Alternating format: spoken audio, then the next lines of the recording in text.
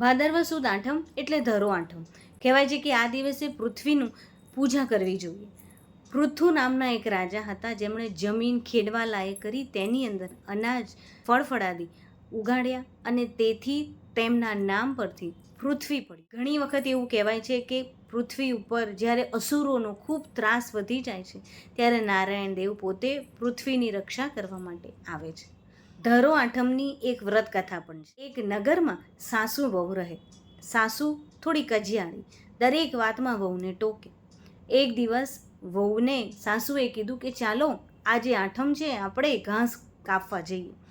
વહુએ ના પાડી કે આજે ધરો આઠમ છે, આજે ઘાસ ન કપાય, પણ સાસુ ન માન્યા. છેવટે સાસુ અને વહુ ખેતરમાં ગયા.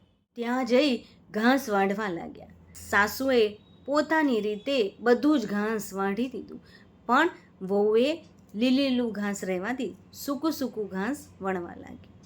જ્યારે બંને જણા વણીને આવતા હતા ત્યારે રસ્તામાં કોઈએ કીધું કે તમારું ઘર ભડકે બળે છે. સાસુ વહુ દોડતા દોડતા ગયા. તે જોઈ સાસુ તો પોકે પોકે રડવા લાગી. જ્યારે બધું જ બળીને ભસ્મ થઈ ગયું ત્યારે વહુ દોડતી દોડતી અંદર ગઈ અને જોયું તો બાળક હસતું રમતું ઘોડિયામાં સૂતું હતું.